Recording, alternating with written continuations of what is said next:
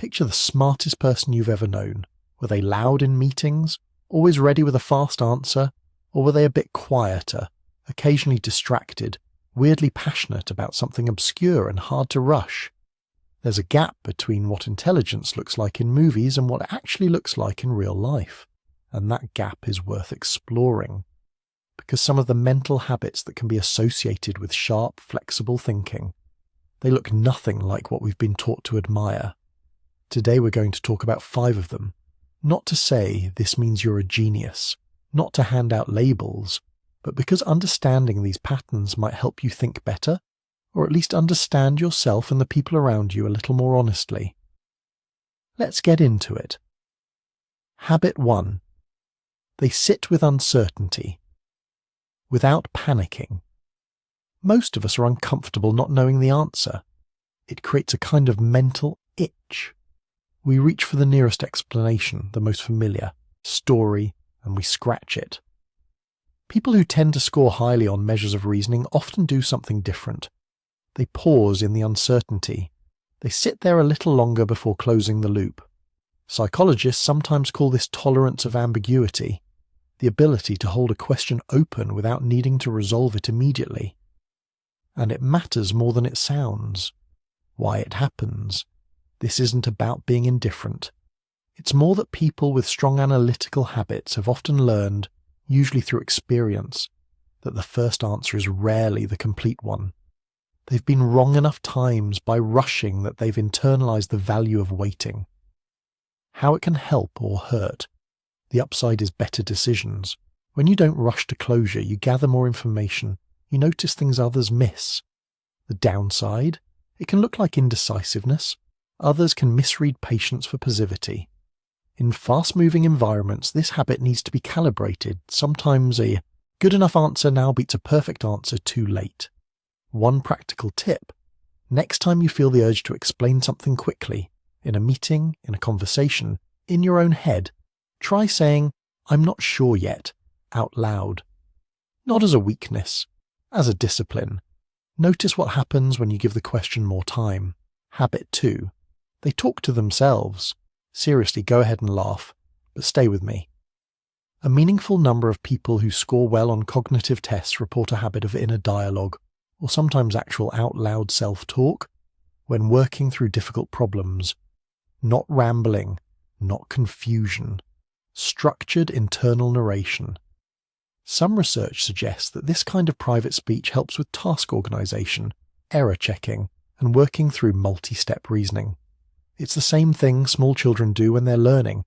They narrate their actions out loud. Most adults stop. Some never fully do. Why it happens, self-talk is essentially using language to scaffold thought. When a problem is complex, turning it into words, even messy, half-formed words, gives the mind something to grip. It externalizes what's internal, which makes it easier to inspect how it can help or hurt.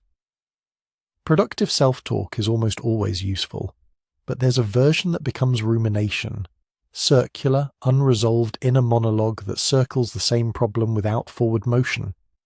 The difference is whether the inner conversation is going somewhere or just going round and round. One practical tip. If you're stuck on a problem, try narrating it to yourself, or write it out as if you're explaining it to a friend. Okay, so what I actually know is, and the part I'm confused about is, this forces your brain to organize what it knows and isolates where the genuine gap is. Habit 3.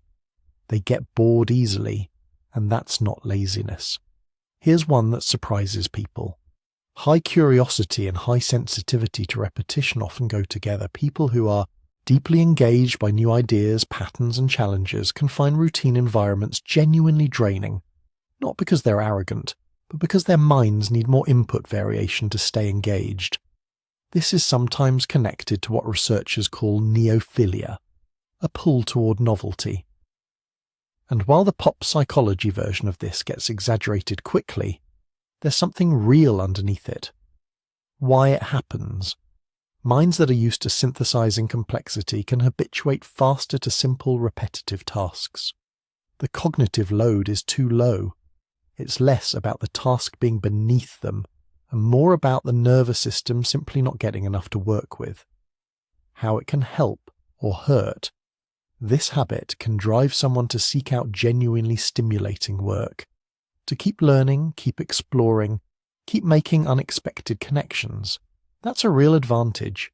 The risk is restlessness, moving on from things before they're finished, undervaluing consistency, or struggling in roles that require sustained, methodical effort. One practical tip: if you recognize this in yourself, try what some psychologists call depth-first engagement. Instead of switching to something new when boredom hits, go deeper into what you're already doing. Find the layer underneath that's not obvious yet. Often the boredom is a signal that you've been working at the surface. Habit 4, they spend real time alone. By choice. This one isn't about introversion exactly. It's more specific than that. People who are frequently described as high-functioning thinkers in creative fields, in analytical roles, in philosophical or scientific work, often report that solitude isn't just something they tolerate. It's something they actively protect. Not isolation, not antisocial behaviour. Something more deliberate, chosen alone time used for reflection, processing, or just letting the mind wander without agenda. There's some reasonable psychological grounding here. When we're alone and not actively doing something, a network in the brain, sometimes called the default mode network, becomes more active. This network is associated with things like memory consolidation, making unexpected connections, and self-referential thought. Some researchers believe this kind of unfocused mental activity plays a role in creative insight. Why it happens. For people who spend a lot of mental energy processing and synthesizing throughout the day, unstructured solo time may function as a kind of cognitive reset. Not emptiness, but integration. How it can help or hurt. Solitude is protective. It allows you to hear your own thinking more clearly, but in excess it can become avoidance. The key distinction is whether alone time is restorative, leaving you more present and capable, or whether it's becoming a way to sidestep the discomfort of connection and collaboration. One practical tip: try building 20 minutes of genuinely unstructured solo time into your day. No phone, no podcast, no task, just walking or sitting with a coffee or looking out a window. You may find your best thinking happens in the hours after, not during. Habit 5. They argue with ideas, including their own. Here's where things get a little uncomfortable. Some of the sharpest thinkers you'll meet have a habit that can seem almost aggressive at first. They push back. On others, yes, but also on themselves. They'll spend real mental energy arguing against their own conclusions, stress testing their reasoning, looking for the place where their logic breaks. This connects to a concept in psychology called actively open-minded thinking, the tendency to seek out reasons you might be wrong before committing to a position. It's related to what some researchers describe as intellectual humility, holding your beliefs firmly enough to act on them, but loosely enough to revise them. Why it happens? People who have had the experience of confidently believing something and then discovering they were wrong, sometimes significantly wrong, often build in more deliberate self-challenge as a result. It's a kind of earned intellectual caution, how it can help or hurt. The advantage is obvious. Fewer costly errors, more accurate beliefs, better decisions over time. The cost is that this habit can be exhausting for the people around you if it spills into conversations without social awareness. Devil's advocate energy is useful in your own head. Deployed constantly in relationships or group settings, it can feel like you're never truly satisfied or agreeable.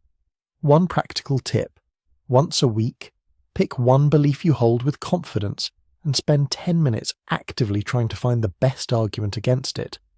Not to change your mind necessarily, but to check whether your confidence is earned. If you can't articulate the strongest counter-argument, that's information.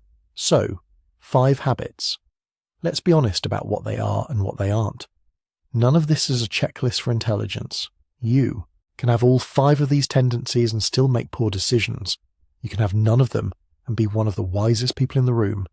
Intelligence is complicated, plural, and deeply context-dependent. Anyone who tells you otherwise is selling something.